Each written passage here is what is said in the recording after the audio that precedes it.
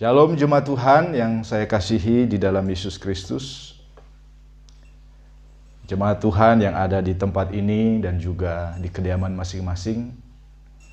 Kita sungguh bersyukur pada pagi hari ini kita beroleh kasih karunia di dalam kemurahan Tuhan untuk menikmati sukacita persekutuan sebagai umat yang telah ditebus Tuhan. Kita bersama-sama memperingati kenaikan Yesus Kristus ke surga. Karena itu kita akan bersama-sama mendengarkan sebagian dari firman Tuhan yang terambil dari Lukas pasal 24 ayat 50 sampai dengan 53. Mari jemaat Tuhan, silahkan buka Alkitab di dalam Injil Lukas pasal 24 ayat 50 sampai 53. Marilah kita bersama-sama membaca firman Tuhan.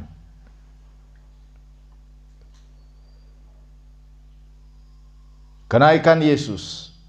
Lalu Yesus membawa mereka keluar kota sampai dekat Betania. Di situ ia mengangkat tangannya dan memberkati mereka. Dan ketika ia sedang memberkati mereka, ia berpisah dari mereka dan terangkat ke sorga. Mereka sujud menyembah kepadanya. Lalu mereka pulang ke Yerusalem dengan sangat bersukacita.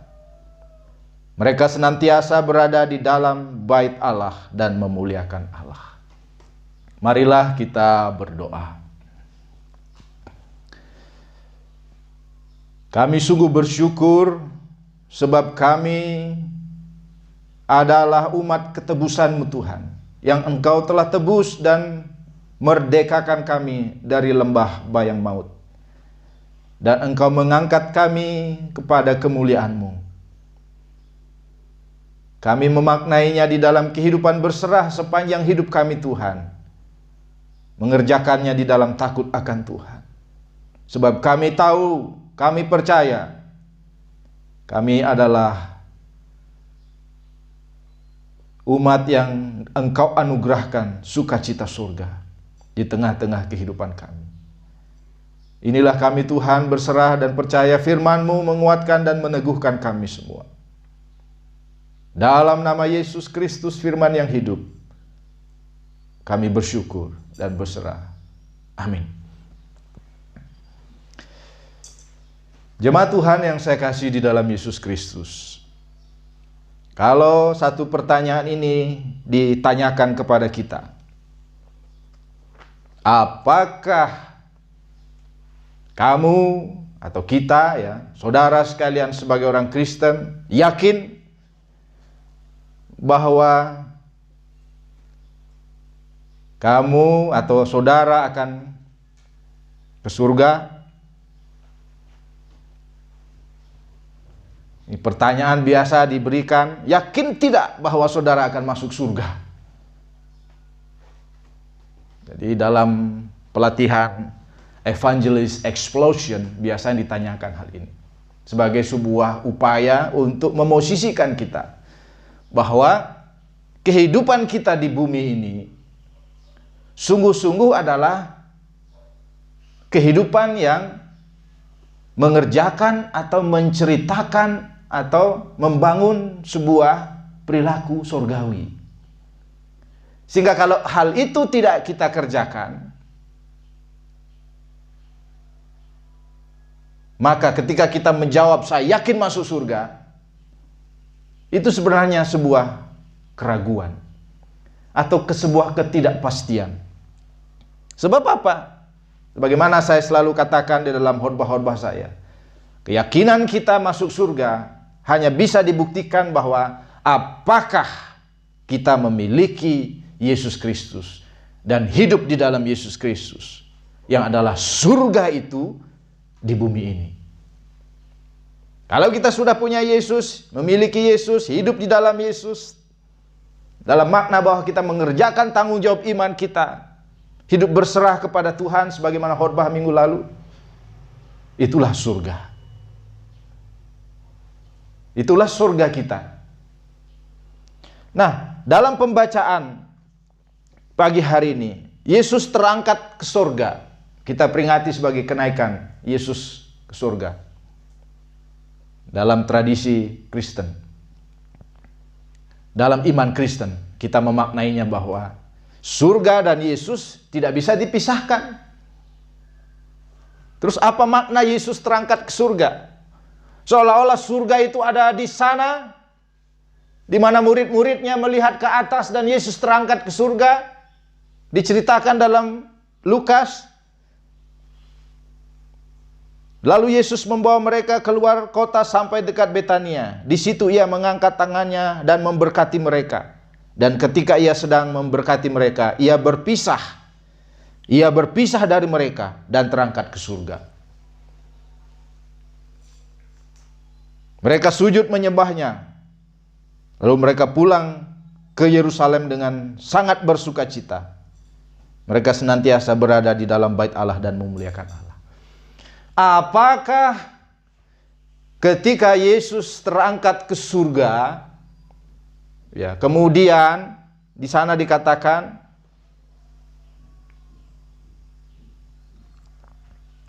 ia berpisah dari mereka dan terangkat ke surga.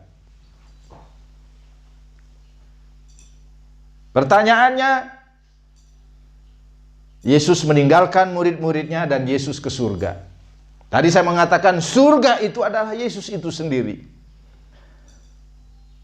Inilah anakku yang kukasihi, kepadanya lah aku berkenan. Kata berkenan dalam makna baptisan pertobatan Yesus, di mana Roh Kudus turun seperti burung merpati ke atas Yesus dan ada suara terdengar, inilah anakku yang kukasihi, kepadanya aku berkenan.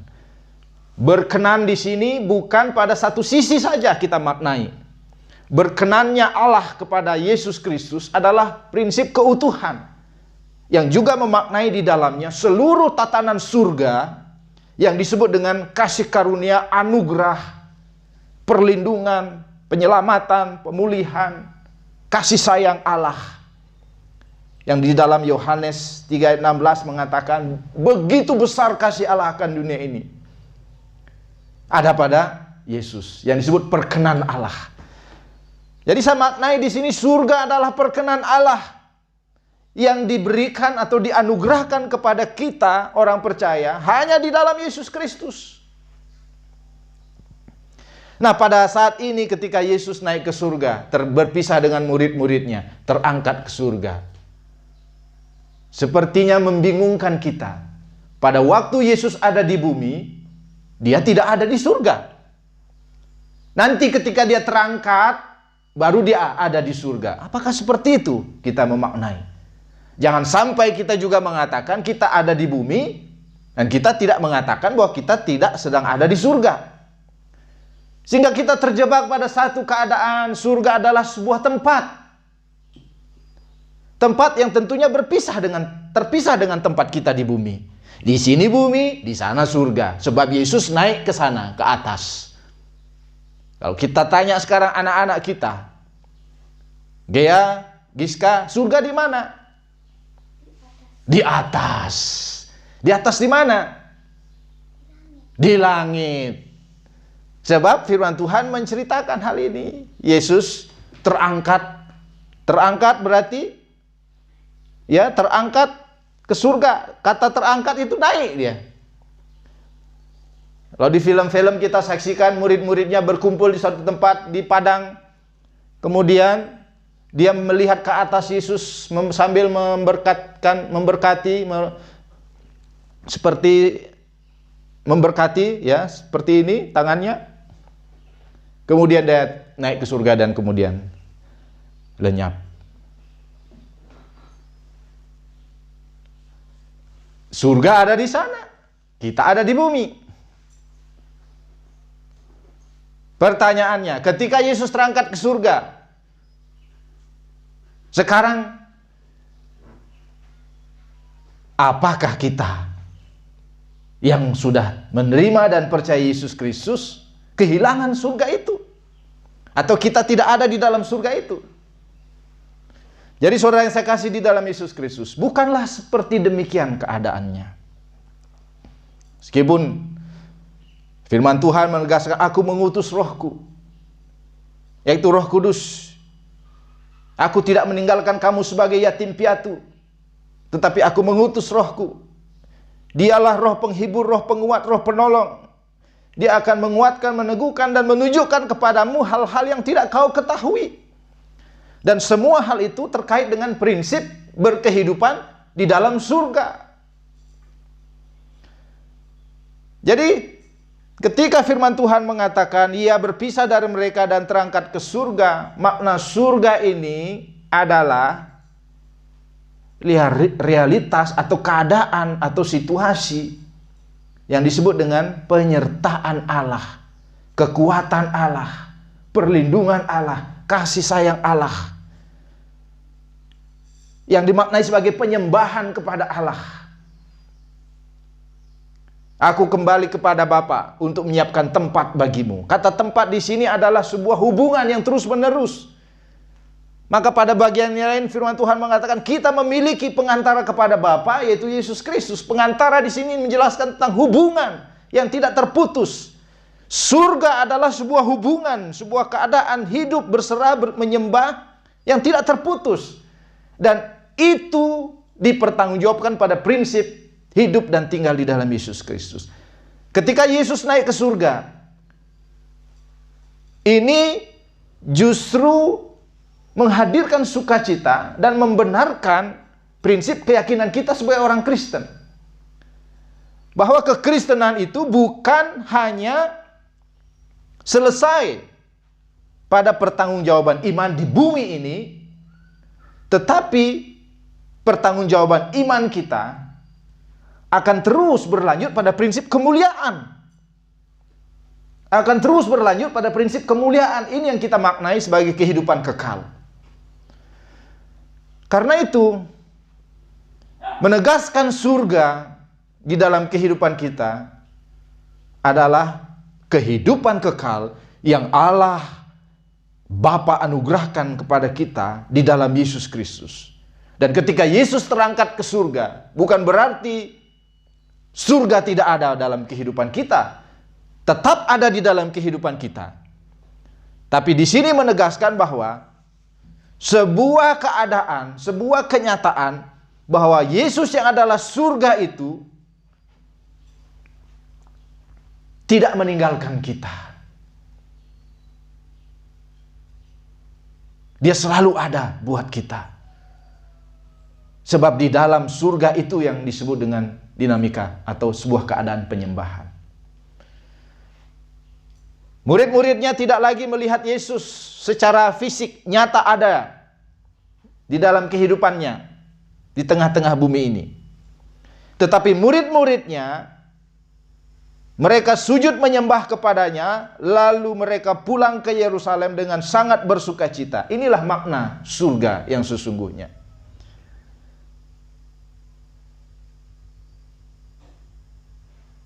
Kita tidak menangis, kita tidak takut, kita tidak merasa kehilangan, kita tidak merasa gelisah, kita tidak khawatir, sama dengan murid-muridnya. Beda kalau kita melihat duka cita yang dialami keluarga-keluarga yang ditinggalkan orang tuanya, ditinggalkan saudara-saudara mereka menangis, kemudian bersedih, dan tidak memiliki pengharapan, seolah-olah tidak akan berjumpa. Tidak seperti itu. Surga adalah sebuah keadaan yang disebut dengan hidup, memiliki hubungan terus-menerus dengan Allah di dalam Yesus Kristus, yang disebut dengan penyembahan. Mereka sujud menyembah kepadanya, lalu mereka pulang ke Yerusalem dengan sangat bersukacita. Jadi menyembah, bersukacita. Pada ayat yang 53, mereka senantiasa berada di bait Allah dan memuliakan Allah. menyembah, bersukacita, berada di bait Allah dan memuliakan Allah. Dan itu terjadi di mana? Di dalam kehidupan para murid-murid itu. Di mana itu? Di bumi. Berarti surga bukanlah suatu keadaan yang ada di sana, di mana Yesus terangkat ke sana. Seolah-olah ada di sana dan tidak ada di bumi. Yesus datang menegaskan surga di bumi di dalam prinsip kehidupan di dalamnya, yaitu kehendak Allah di dalam Yesus Kristus. Dan ketika kita ada di dalamnya, kita diberi kasih karunia, hidup di dalam penyembahan, menikmati sukacita surga yang disebut dengan sukacita di dalam Yesus Kristus, dan menikmati sebuah kehidupan yang disebut memuliakan Allah. Ini yang ditegaskan Kejadian pasal 3, Kejadian pasal 2. Bahwa kita segambar dan serupa dengan Allah, yaitu penyembahan, hubungan yang terus-menerus, sebuah keadaan di mana kita tidak terpisahkan dengan sumber kehidupan. Inilah surga. Nah, ketika Yesus terangkat ke surga, dia meninggalkan murid-muridnya. Kejadian atau keadaan surga tetap ada di dalam murid-muridnya, yaitu keyakinan, percaya, dan hidup di dalam penyembahan, menikmati sukacita dan memuliakan Allah, senantiasa ada di bait Allah. Ini sebuah kesaksian hidup, menceritakan tentang anugerah kehidupan kekal itu yang adalah surga. Saya tidak bisa membayangkan suatu keadaan di mana pada waktunya nanti kita akan mengalami pengangkatan sebagai orang-orang percaya. Surga di bumi akan berakhir. Apa buktinya berakhir? Orang-orang yang hidup di dalam radiasi Roh Kudus yang disebut dengan katekon, ini akan diangkat. Ketika ini diangkat, maka menegaskan langit dan bumi yang baru. Sebuah keadaan surga. Surga tidak ada di bumi. Bumi ini hancur. Bumi ini dalam makna bahwa segala sesuatu yang binasa, keduniawian, itu tidak ada di dalam surga. Surga yang sesungguhnya adalah orang-orang yang hidup di dalam Roh Kudus, di dalam prinsip pemeliharaan Allah, dan itu diangkat di dalam prinsip pengangkatan. Maka surga sesungguhnya tidak lain adalah kehidupan kita yang menyembah, kehidupan kita yang ada di dalam prinsip perlindungan Allah di dalam Roh Kudus. Penyembahan ini yang kita maknai bahwa sumber penyembahan kita kepada siapa kita menyembah, yaitu kepada Allah di dalam Yesus Kristus. Dialah surga yang sesungguhnya, di mana kita bersekutu kepadanya.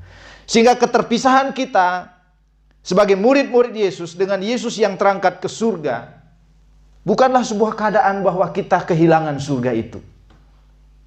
Ini janji firman Tuhan, bahwa ketika kita tinggal di dalam Yesus, Yesus di dalam kita, maka kita akan berbuah lebat. Kata berbuah lebat ini adalah sebuah makna diberkati, dikuatkan, diteguhkan di dalam prinsip kehidupan kekal. Kehidupan kekal inilah yang menjadi bagian kehidupan kita sebagai orang percaya.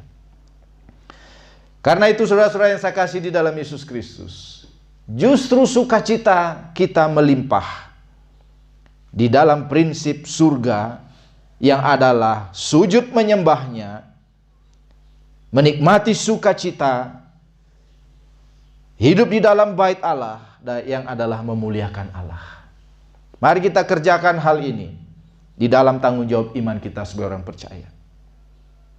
Bahwa kita hidup di bumi ini adalah menegaskan kehidupan surga. Ketika Yesus terangkat ke surga, maka surga yang sesungguhnya yang adalah Yesus itu ada kembali bersama kita di dalam prinsip Dia mengutus Roh Kudus.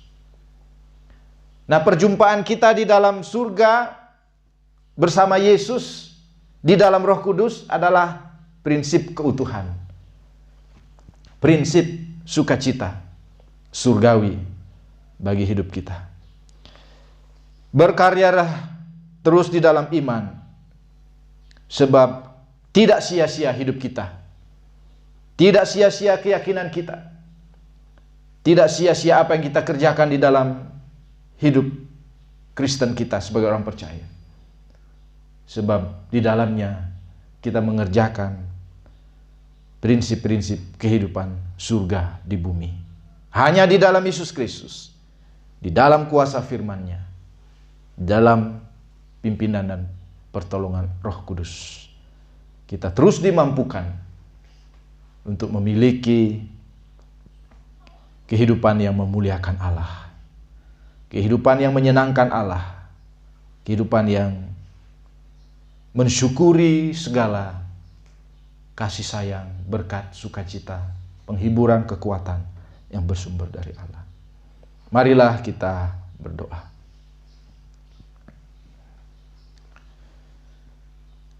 Bapa di surga, di dalam Yesus Kristus, terima kasih atas pertolongan-Mu, terima kasih atas anugerah-Mu. Kami mengucap syukur sebab Engkaulah sumber kehidupan kami. Ketika Engkau ada bersama kami di dalam kasih dan pertolongan Roh Kudus, menegaskan bahwa kami mengerjakan kehidupan takut akan Tuhan. Pimpin berkati kami supaya kami terus berserah dan bersandar hanya di dalam Yesus Kristus, Tuhan dan Juru Selamat kami yang hidup. Amin.